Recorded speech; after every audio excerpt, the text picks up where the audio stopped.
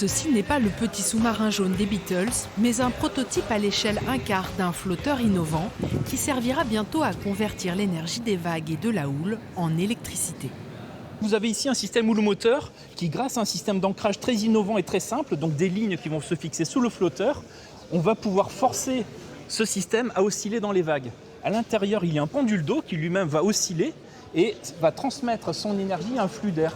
Donc on va forcer, on va créer un flux interne d'air qui va faire tourner une turbine à air qui elle-même couplée à une génératrice pour produire de l'électricité. Un flotteur comme celui-là permettrait d'alimenter des dizaines, voire des centaines de foyers. On est capable aujourd'hui d'estimer la production annuelle d'un flotteur à 200 MWh par an. Soit la consommation électrique annuelle de 83 familles. Après les essais en bassin, le dispositif a été testé en rade de Brest sur le site de l'Ifremer. Pendant ces 15 mois à l'eau, le prototype a connu 2 hivers bretons, dont la tempête Kiran. Le test en conditions réelles, une étape indispensable avant un déploiement à plus grande échelle.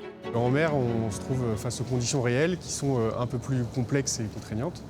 Donc on se retrouve face à des contraintes mécaniques avec des vagues irrégulières, une météo qu'on ne contrôle pas, des contraintes chimiques avec par exemple de la corrosion et des contraintes biologiques avec par exemple des algues ou des coquillages qui vont venir pousser sur la structure. On apporte une expertise pour répondre à toutes ces différentes contraintes et faire en sorte que les premiers essais en mer soient une réussite.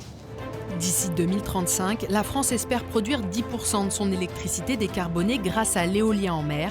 La start-up bordelaise compte bien apporter sa contribution aux énergies marines renouvelables avec ses flotteurs houlomoteurs.